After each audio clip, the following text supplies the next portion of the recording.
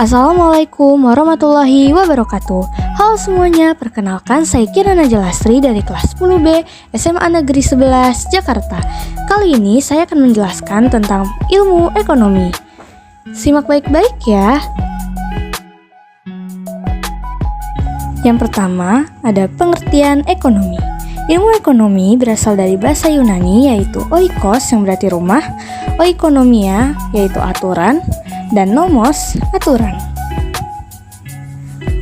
Ilmu ekonomi adalah studi tentang cara orang-orang dan masyarakat membuat pilihan dengan atau tanpa menggunakan uang dalam menggunakan sumber daya produksi yang terbatas tetapi dapat dipergunakan untuk berbagai cara untuk menghasilkan berbagai jenis komoditas dari waktu ke waktu dan mendistribusikannya untuk keperluan konsumsi saat ini atau di masa datang kepada berbagai orang atau kelompok dalam masyarakat. Sejarah ilmu ekonomi. Adam Smith sering disebut sebagai yang pertama mengembangkan ilmu ekonomi pada abad 18 sebagai satu cabang tersendiri dalam ilmu pengetahuan.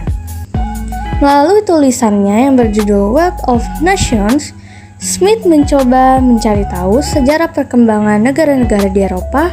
Sebagai seorang ekonom, Smith tidak melupakan akar moralitasnya, terutama yang tertuang dalam The Theory of Moral Sentiments. Dalam bukunya, Smith menyatakan bahwa dengan adanya kebijaksanaan dan keadilan, maka suatu masyarakat dapat bertahan. Hal ini merupakan pendekatan yang terbentuk dari reaksinya terhadap perdagangan bebas yang ia tuliskan dalam buku sebelumnya. Perkembangan sejarah pemikiran ekonomi kemudian berlanjut dengan menghasilkan tokoh-tokoh seperti Alfred Marshall, J.M. Keynes, Karl Marx, hingga peraih Nobel bidang ekonomi 2006 yaitu Edmund Burke. Adam Smith lahir tanggal 5 Juni 1723 dan wafat pada tanggal 17 Juli 1790. Ia adalah seorang filsuf berkebangsaan Skotlandia yang menjadi pelopor ilmu ekonomi modern. Kebutuhan manusia dan kelangkaan sumber daya. Kebutuhan manusia adalah sesuatu yang dibutuhkan manusia atau keinginan manusia yang harus dipenuhi demi tercapainya kepuasan rohani maupun jasmani untuk keberlangsungan hidupnya. Kebutuhan ini dapat berupa barang ataupun jasa. Dan kelangkaan akan timbul karena kebutuhan manusia yang terus bertambah. Akibatnya sumber daya yang ada tidak cukup untuk memenuhi kebutuhan hidup. Sedangkan pengertian kelangkaan dalam ilmu ekonomi adalah suatu keadaan di mana jumlah alat pemuas kebutuhan lebih sedikit daripada jumlah kebutuhan atas alat pemuas tersebut. Pembagian ilmu ekonomi. Ilmu ekonomi dibedakan atas 3 kelompok dasar yaitu yang pertama, ekonomi deskriptif, yang kedua, teori ekonomi, dan yang ketiga, ekonomi terapan.